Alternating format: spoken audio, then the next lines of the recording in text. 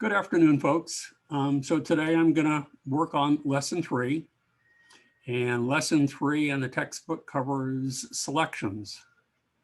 Selections are what you see not after the first. This is our selection tool, but to make selections of portions of artwork, to combine them with other elements or to move them around, or up here, these are the first 3 tools after this move tool that you see here. So it's number 2, 3, and 4. And if you hold down on some of them, you'll see that there are variations of those selection tools underneath. There are a variety of ways of making selections.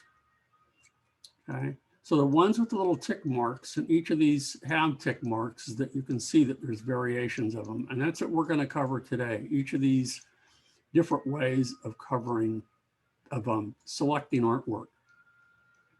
If we look at the before and after, here's the after on the left. You can see what they've done is they've taken elements of these photographs, isolated them, and then incorporated them into another photograph. And that's really what you're going to be doing with the postcard assignment. You're going to create, develop a theme. You can use your own photographs and or combine the photographs with photographs taken from the internet or wherever source you can find them, as long as they're, quality images. And you're going to combine them, a minimum of 4 of them, together into a single card. And you're going to also incorporate some typography with that. The theme can be anything. I only have one example on my website. It's sort of a satanic postcard, but it was done really well several years ago. So that's the one example that I have. Anyway, let's go ahead and get started with this. So there are a variety of different ways that you can make selections. The ones that you see here over to the left are not the only ways that you can select, but they are some of the basic ways of selecting elements. So again, the first thing that I do before I do anything is I always copy the background layer. The easiest way of doing that is to click and drag onto the new layer like so.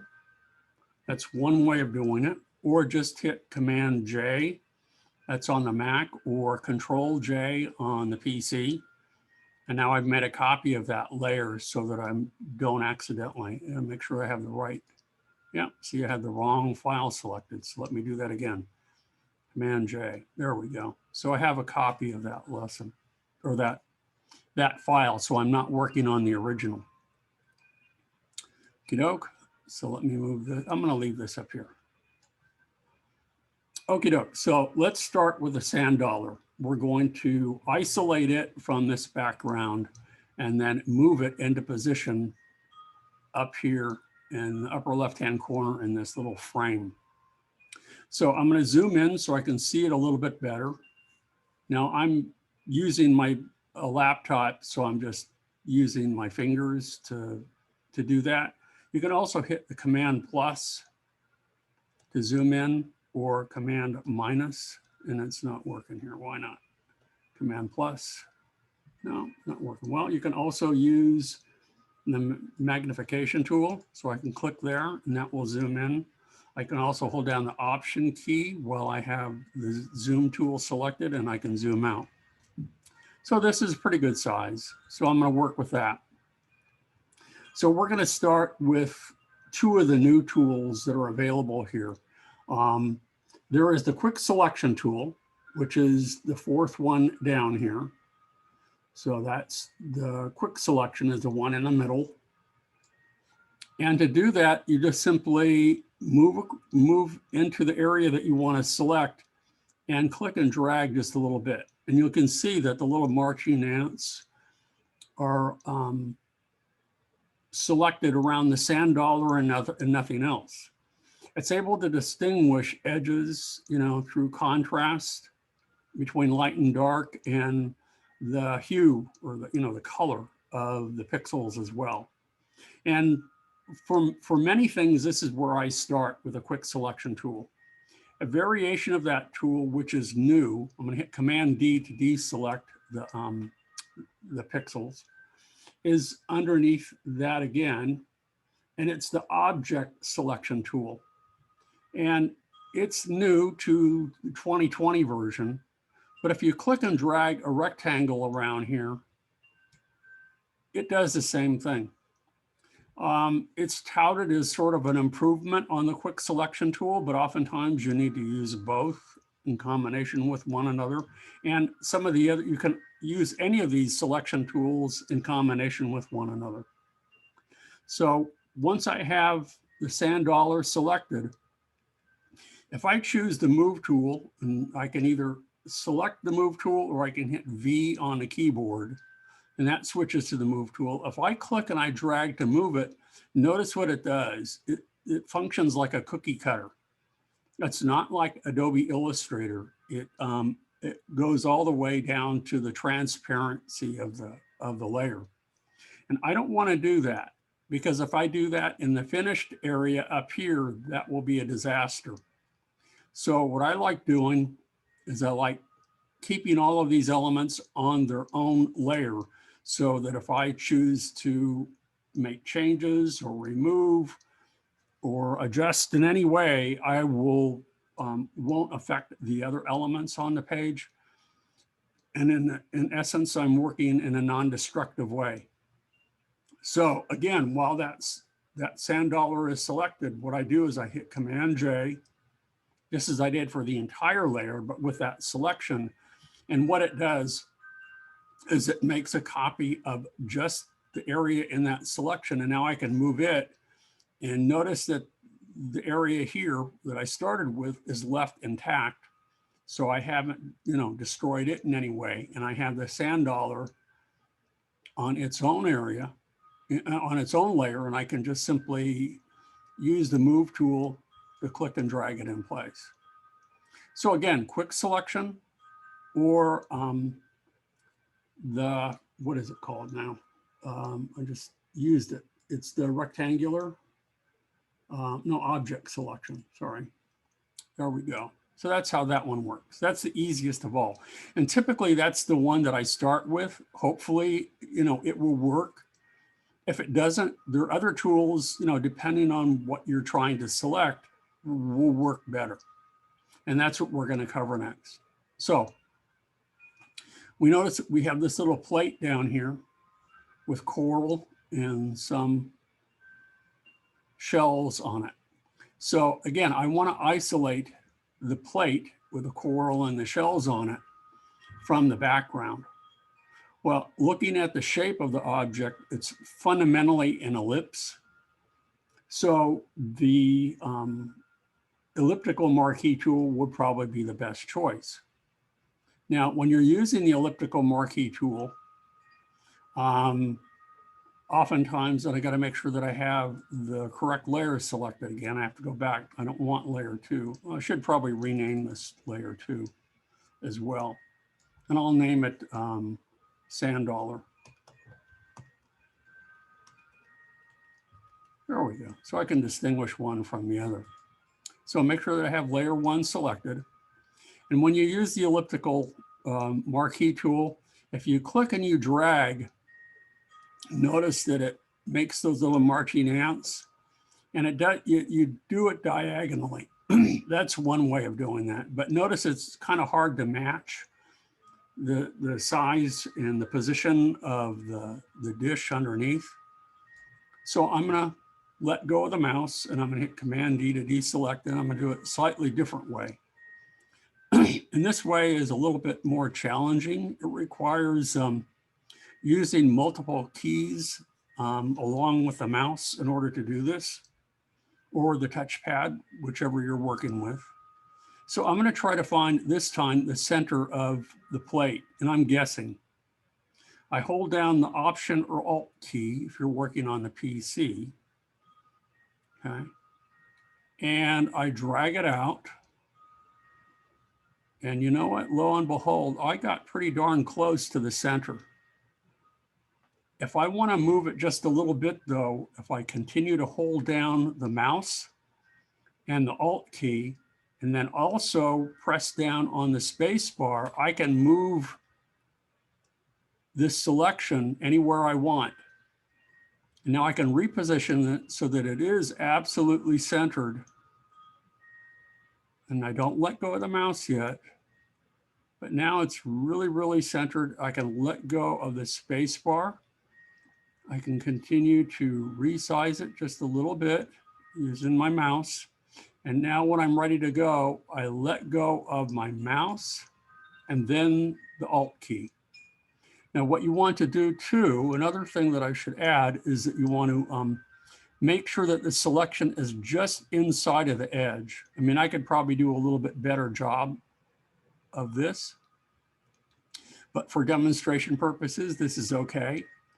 And the reason I say that is that if you select right on the edge or outside the edge, you will get a little fringe of white pixels, and you don't want that.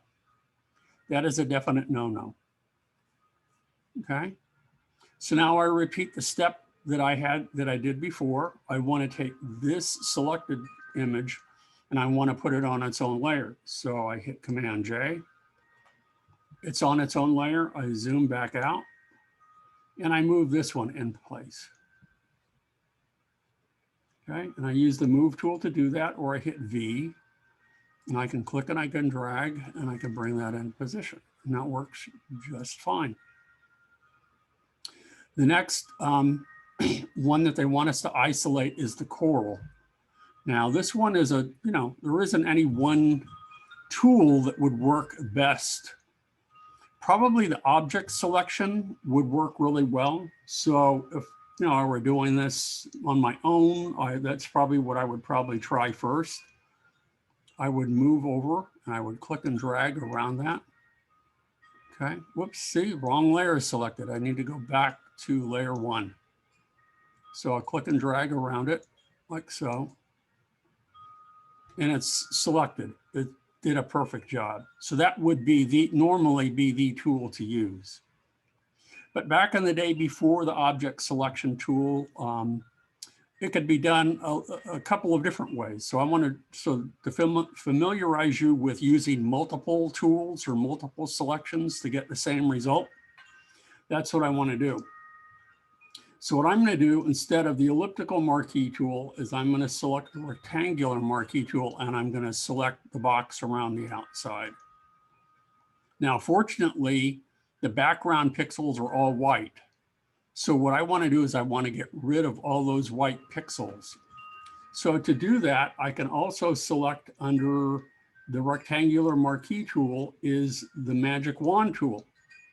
What the magic wand tool does is it selects an area or little circumference of pixels.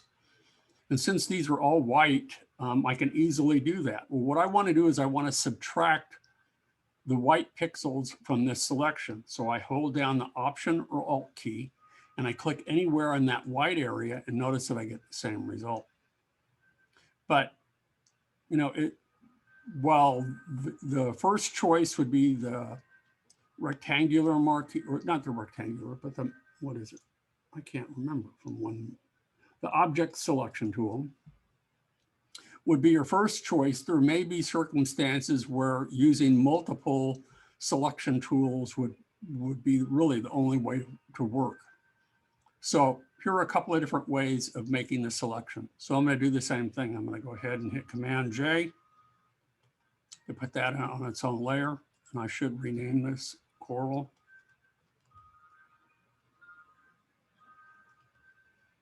I think that's 2 R's. And the other one was plate. So I'll name it one plate. There we go. So let's take the coral. And I'm going to zoom out. And I'm going to move it into place. You got to make sure I use the move tool and move it into position. We can leave the little drop shadow there. Okay. So the next one that we're going to select now is going to be the Nautilus shell. And again, you know, the purpose of this exercise is to show you all the different ways of doing it. But again, you'd probably try the object selection first and see if it works, and click and drag around it, you know. Whoops, see, wrong layer. I keep forgetting to go back to my original layer. Click and drag around it and see what it does. And see, it did a perfect job in just a couple of seconds. So when you're working on your own, you know, you start with the easiest one. And if it doesn't work for you, then you resort to the kind of legacy methods of making the selections. So the one that they, you know, want us to work with in here, it's called the magnetic lasso tool, and that's under here. This is the third one down, and we want the magnetic lasso tool. You can start wherever you want, and I prefer not seeing the little icon here. So if I put caps lock on, notice that I see the size of the brush instead. That's putting caps lock on. So that's my preference. So I'm going to go ahead and I'm going to click at the top, and I'm going to start to move around. And if I go really slowly, you'll see these little anchor points appear. Or I can work in little incremental steps, and I can click the mouse. And notice how I goofed on part of that because I wasn't, you know, being very mindful of the mouse as I was working through here. Now, those little mistakes that I've made can be fixed. But I'm just going to go around it slowly. And I'm going to come back.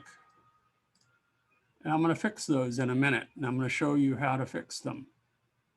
So if you go over, or you want to add to the selection, or you want to remove from the selection, you can do either one. And I'm going to show you how to do that. Now, when I'm just about ready to reach where I started, if you go over that point where your starting point, notice how the icon changes.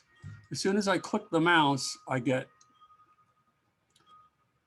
the finished selection. But you'll notice that there's a couple of places that I made mistakes. So I'm going to zoom in on those and fix them. Okay, so I'm zooming in, and I need to add to this selection a little bit. Well, I'm going to use a different tool for that. I'm going to use the lasso tool, and to add to a selection, you hold down the shift key. So I'm going to go ahead and I'm going to click, and I'm going to drag along here with the lasso tool, holding down the shift key and dragging, and adding all of these pixels here. And when I let go of the mouse, notice how I've added. If you want to subtract from the selection, you hold down the Alt key as you do that. So you'll notice again, when I reached the point down here, I went inside a little bit, so I need to add these pixels. So I'll use the same tool. I'm going to go ahead and I'm going to use the lasso tool.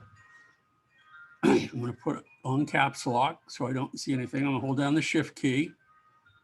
And I'm going to click and drag along these pixels right here.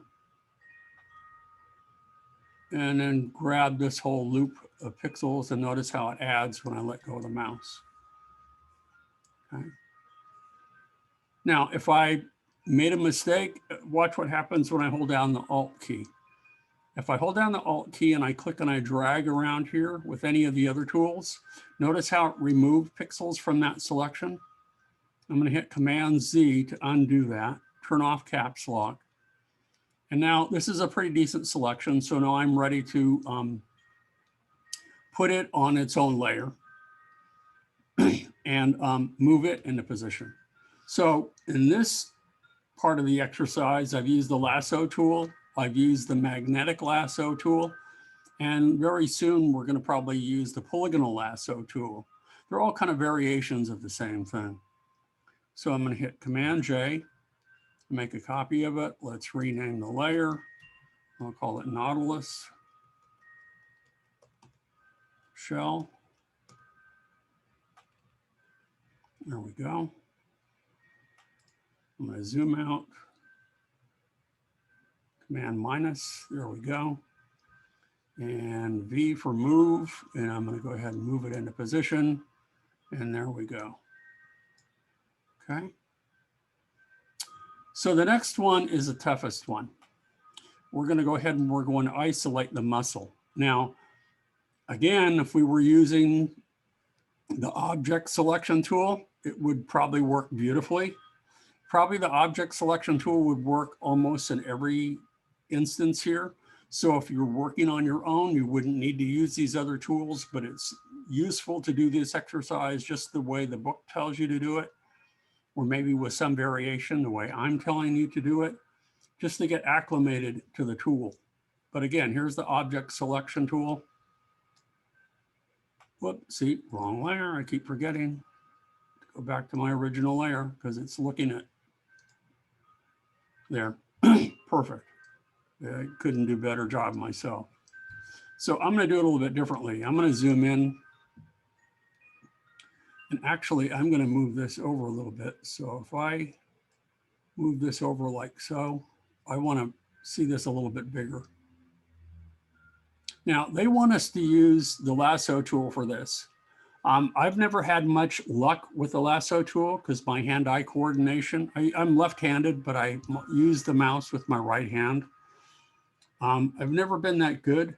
So what I'm going to do instead is use the polygonal lasso tool. And again, put caps lock on so I can see the little crosshairs instead of the icon. And now I'm going to click, and I'm just going to slowly, kind of like I did with the magnetic lasso tool, I'm going to move in little incremental steps around the outside here. And every time I pause, I click the mouse to get a pretty decent selection. And likewise, if you need, when you're done, if you need to add to the selection, you can continue to use this tool or any of the other selection tools to do so. And again, if you want to add to the selection, you hold down the Shift key. If you want to remove from the selection, you hold down the Alt or Option key, whichever it is labeled on your computer. So I'm going in small little incremental steps.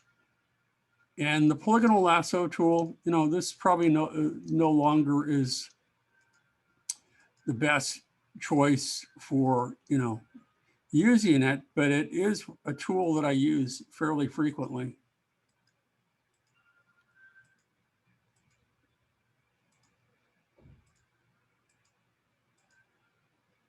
Try to make a decent selection here.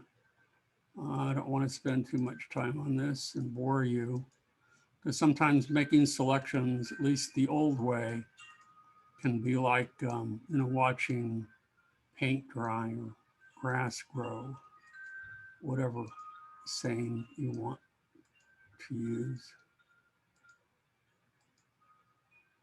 And again, you don't want to, and I'll show you what happens if I go out here and I come back in. Typically with your selections, you do not want to get outside, you know, go outside the box, as I've done here, because as soon as I make that selection, it's going to include those pixels in it. So I need to get rid of some of these pixels. So as I said, I'm going to go ahead, instead of add, I'm going to subtract. So I'll hold down the Option or Alt key, and you notice a little minus sign that appears below the icon. And I'll go ahead and I'll click, click, click, click, click, and then click up here to make that final box. There you go. Now it's removed.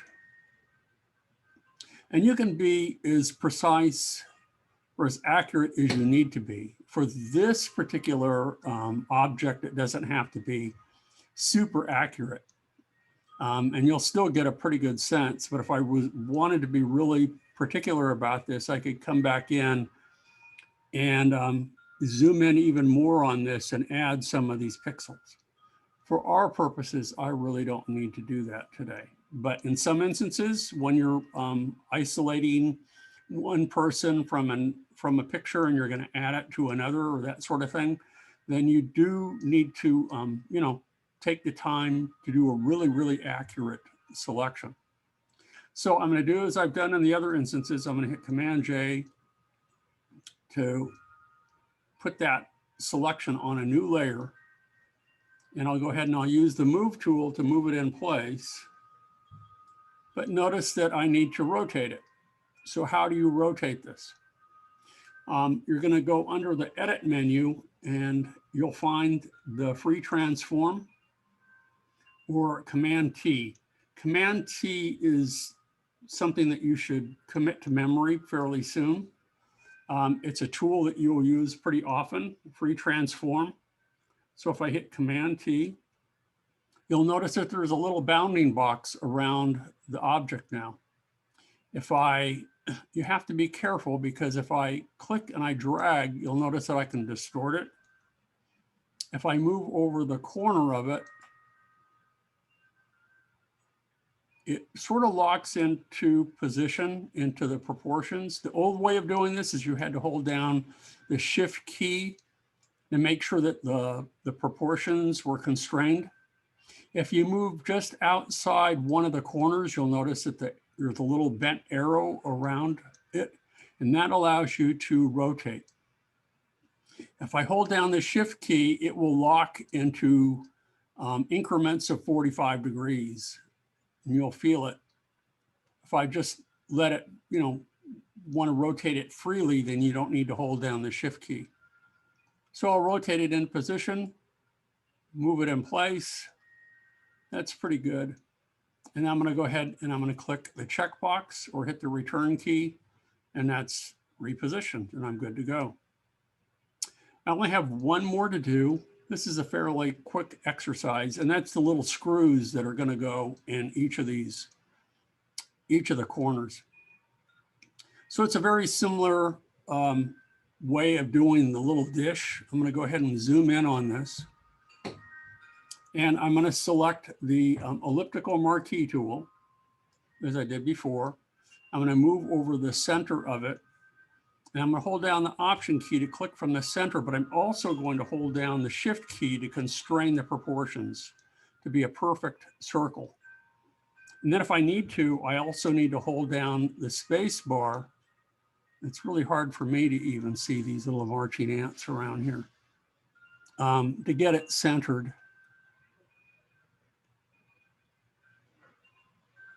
And then once I get it into position, I let go of the mouse and I'm going to make a copy of it. So I'll go ahead and I'll hold down Command J. Whoops, see, I keep forgetting to go back to my original layer. Command J. There we go. Now I can zoom out and I can move it into position. And then when I do, I'm going to have to resize it because it's way, way, way too big. Okay, and I can rotate it. So to resize it, Command T. I'm going to go ahead and I'm going to hold down the Option and the Shift to resize it and constrain the size from the center.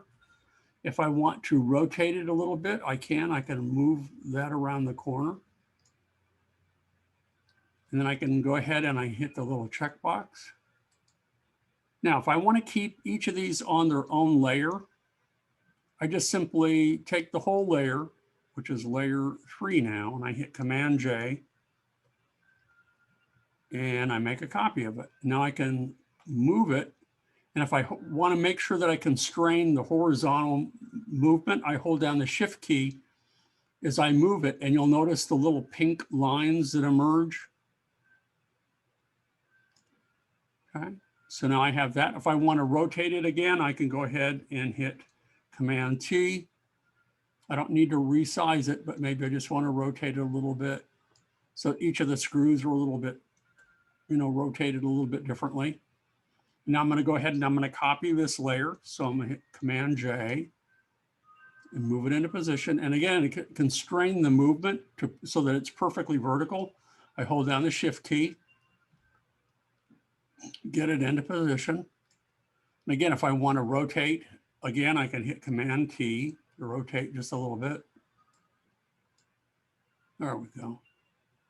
With the return key or the checkbox. And now we're going to make a copy of this layer again, Command J. And I'm going to move it again. And when I hold down the Shift key, again, it will constrain the movement. And notice that when I also align it with the one on the top, that I get a vertical and horizontal line so that I get both. So both are now aligned with one another. Okie doke. The last step is to, in this exercise should be to save it, but we also want to crop it so to get these pixels out of here. But if you recall from the other day, what I said is that I don't like permanently removing pixels. So I'm going to make sure that that's unchecked when I crop it. But before I do crop it, I'm going to go ahead and save this. And I'm going to save it as a working file. So I'll do a save as, and I'm just going to save it in my computer. Okay. And I want it in lesson 3, and this is lesson start, 3 start. And I'll name it working file. Save it as a Photoshop file, so I keep all of my layers, very important. Okay, now I'm ready to crop. So I'll go ahead and I'll use the crop tool. And because I've been cropping with this before, I'm going to go ahead and I'm going to remove and reset all of these pixels here, or these settings, so I can go back to pretty much any proportion I want. So I'm going to move the top bar so that I get this, and I'm going to move the bottom bar up until I get some of that. And if I want to crop it a little bit closer, I can, and make all the sides somewhat even to get rid of those extra pieces. Okay, so remember at the very top here where it says delete cropped pixels, make sure that that is unchecked, because I can go back at any time and I can bring back those that image if I so desire. So now I can go ahead and I can hit the return key, or I can hit the checkbox and it crops it. And ta-da, we have our finished product. And I'll go ahead and I'll save again, Command S, to save that as my working file, and we are set to go. So do any of you have any questions for me? This is a quick exercise, at least I've gone through it fairly quickly. Is there any of this that you want me to review, to go over? At the end of the week, I'm going to assign the postcard assignment. And because I have some time left today, it would be a good point in time to show you how I would start the postcard assignment, if you guys are open to that. Okay, but I'm gonna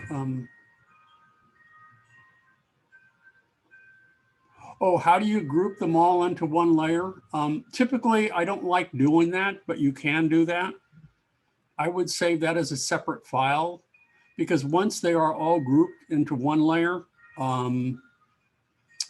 it will be difficult to make edits. So that's a question from Natalie. But to do that, you can do the following.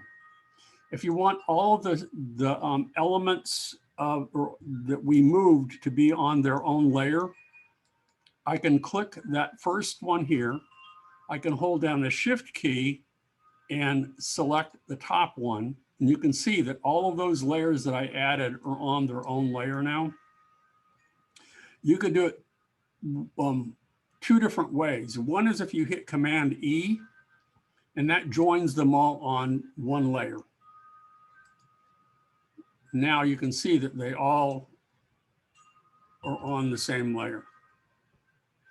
Another way of doing it, which is a way that I prefer, because I like working non-destructively, is that, and there will be instances when you do need to collapse layers together in order to proceed with your project. I'll go back again and I'll hold down the Shift key to select all of those. but this time it's going to be a little bit different. It will collapse all of them onto one layer, but it will leave all of the original layers intact. So if I hold down the Shift, Option, Command key, that's Shift, Option, Command, and the E key, notice that if I can go ahead and I can turn off, whoops, wrong one. There we go. Hold down the Option key, click on that top layer now. And you can see how they've all been combined into one layer. But you'll also notice that below it, the layers that I've just turned off are still intact. Now, this is an appropriate way to work, that when you are turning in a project to a client, you probably want to turn a flattened image into them. And this would be the way to do that. And for yourself, keep all of the original layers intact. Also, when you turn in your project to me, you're welcome to flatten layers, but I want to see all of the original layers as I've done here. So I can see that, how you arrived at your final solution. Does that help you, Natalie?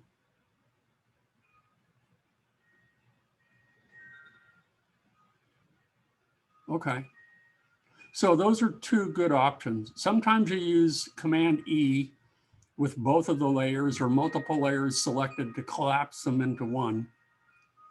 You can also, another way of doing that is that you have the flyout window here, and you can see that you have flatten image and you have merge visible, which are grayed out right now, which is Shift Command E. That's the one that I just used. And there's also merge visible, which is Command E. So if I want to flatten the whole thing, I can do that. Now, if I do that, it's going to discard hidden layers. So if I click OK, boom. But if you do that, now you have an issue. That let's say I decide I want to move, the client tells me that they don't want the sand dollar anymore. They want me to move it. So if you're thinking to yourself, oh, okay, I'll do that. I'll just go ahead and I'm going to move it over a little bit, nudge it over. And I use the quick selection tool and select it like so, and then use the move tool to move it. Watch what happens. What's visible now is that background color, which is white. It functions, as I said, like a cookie cutter. That's why I don't like doing that. So I'm going to undo and I'm going to bring back all of my layers.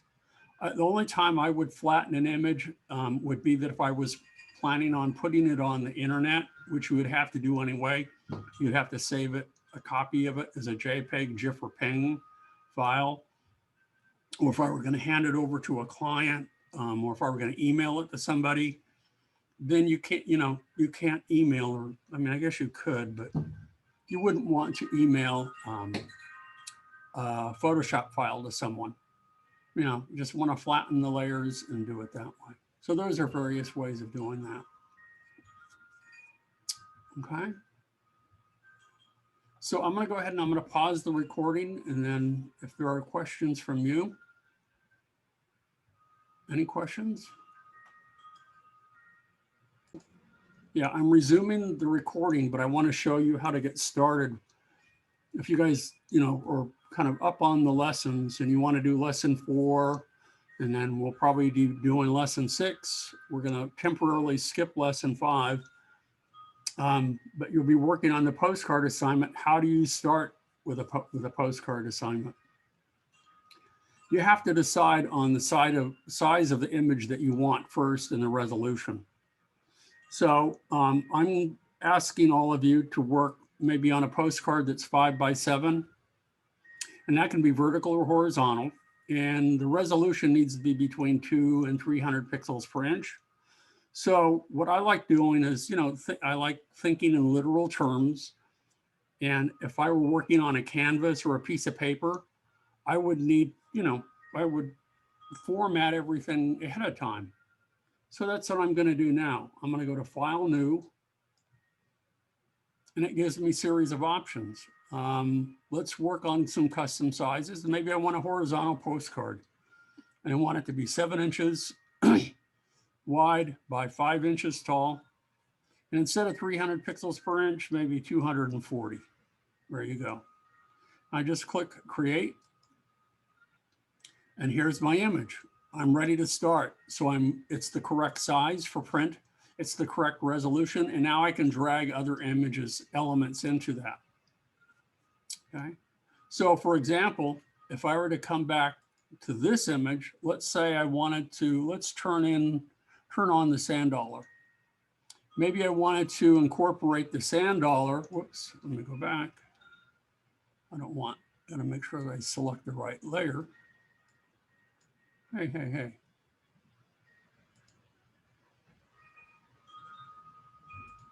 There we go. There we go. I want to incorporate the sand dollar into my image. So I select it. I move up to the tab for the new file that I've just created, and I drag it down and I release. And apparently I'm working at about the same resolution. So the sand dollar is about the same size as it was before, but that is pure luck. If I go back to my original file, you might find that there will be an increase or decrease in the size of your image. And I'll talk about that more on another day, is I would have to go to image size to see. And you can see that the original size of our image was really very nice. It's a good one for print. This is only 3 by 5, so it's about a postcard size, but it was 300 pixels per inch. If it was only 72 pixels per inch, it would have been a much smaller image when I dragged it into an image with a larger file size. So,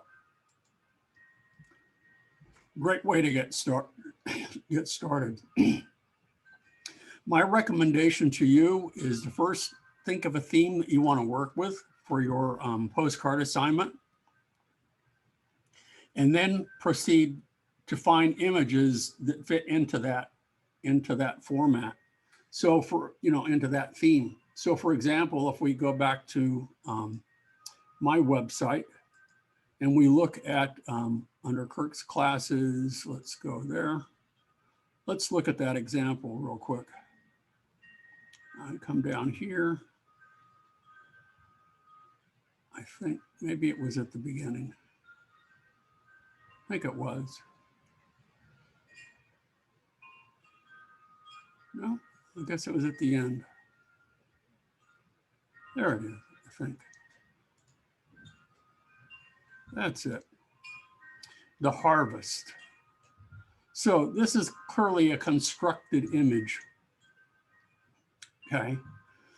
And they took, multiple sources, from various, sites.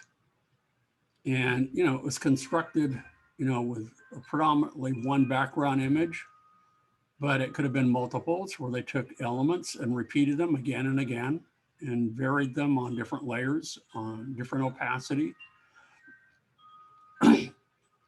They had multiple hams that they used and put them on separate layers, grouped them together, and the same with the central images. I'm sorry.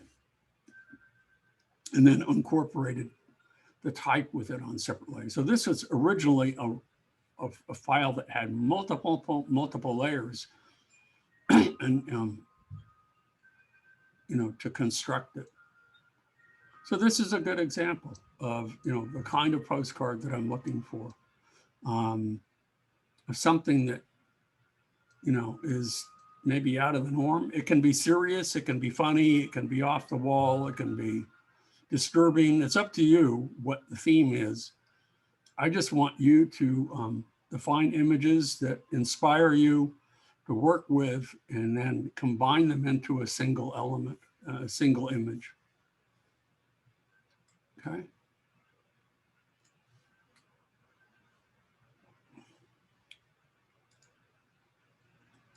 If there aren't any questions, then that's about it for today. Selections.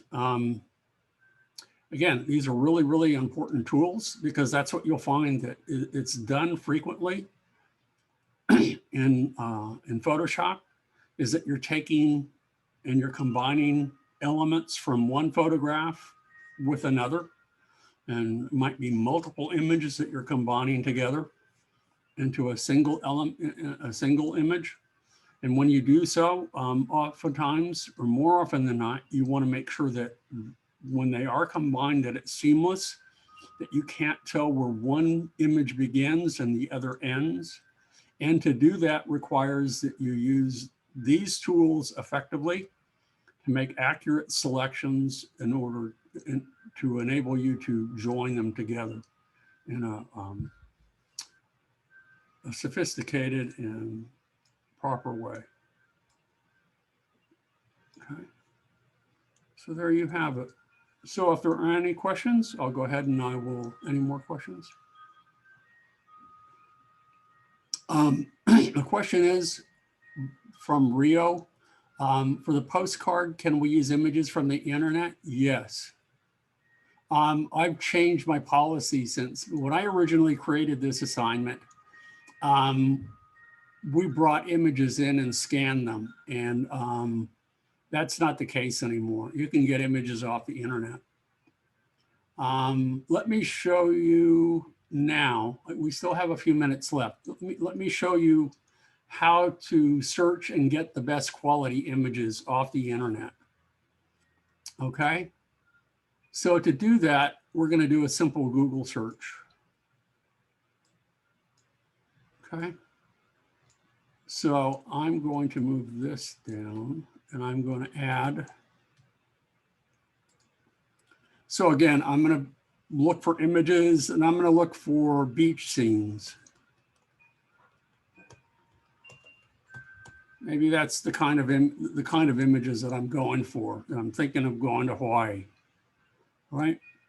Here are tons of them, right? But you want, because we are working in this class for print, you want to get images that are large, that can effectively be shrunk down. You'll be able to, with a 3x5, 5x7 image, you'll be able to work at between 240 and 300 pixels per inch.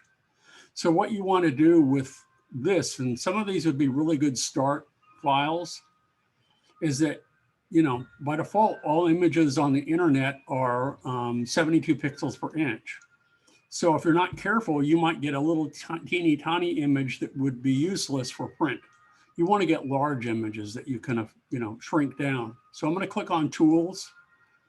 And what I want is, if I look at images, okay, and I'm going to click Tools again, and under Size, I'm going to look for large.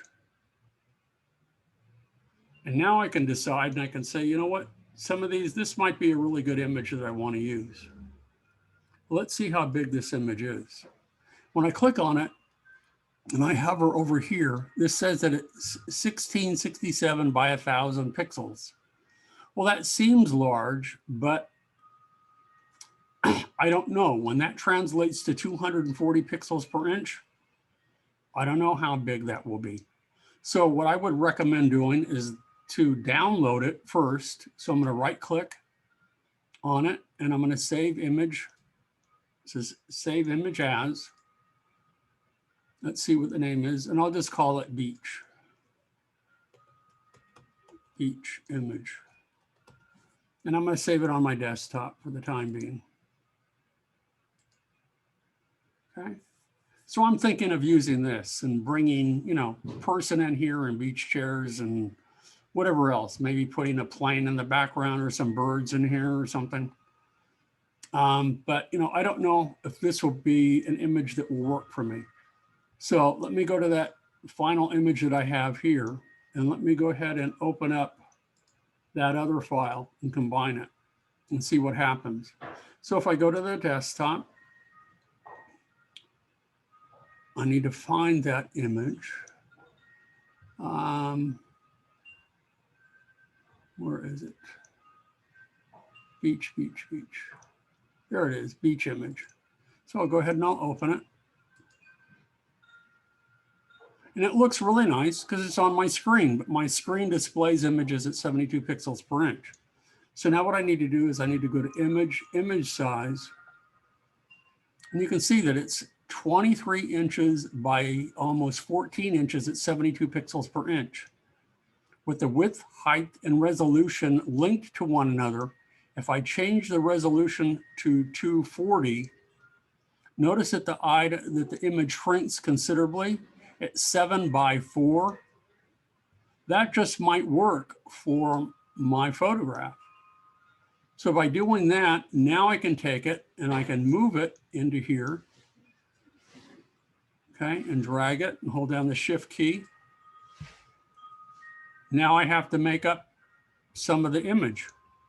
So there will be other tools that we will learn that will allow us to do that.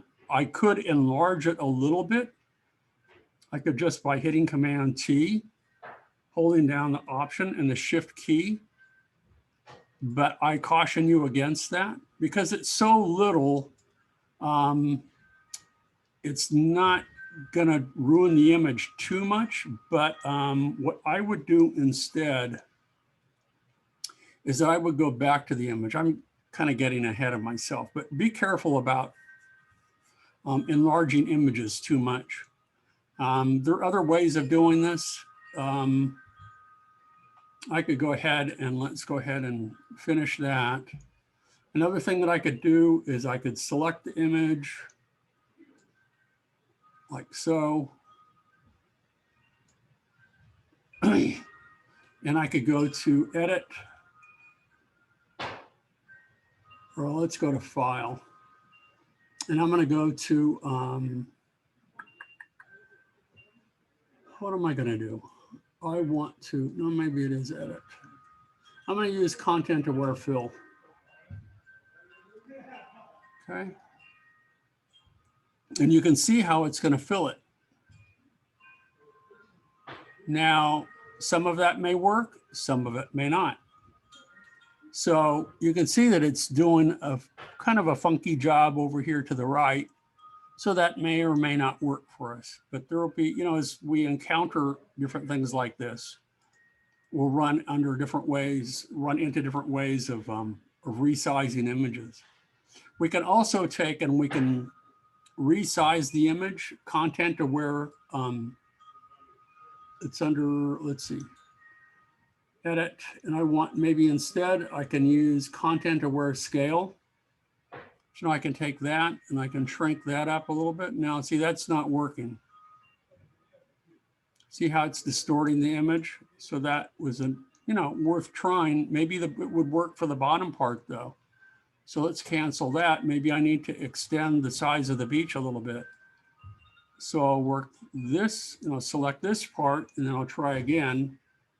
Go to Image, sorry, Edit, Content Aware Scale, and then let's try that. Yeah, see, for the bottom part, that works just fine. You will never be able to tell the difference. It's not distorted. So then, I might encounter other ways of increasing the size of the other, or now that I have a larger image, I could increase the scale of it a little bit without, distorting it too much, without pixelizing any of it. So that would be a way of working. Okie doke, we've run up against our 3 o'clock hour. I hope that this has helped you today. And I'm going to go ahead and pause the recording and I'll say goodbye unless you guys have more questions. Do you have any more questions? No? You know what? Let me pause.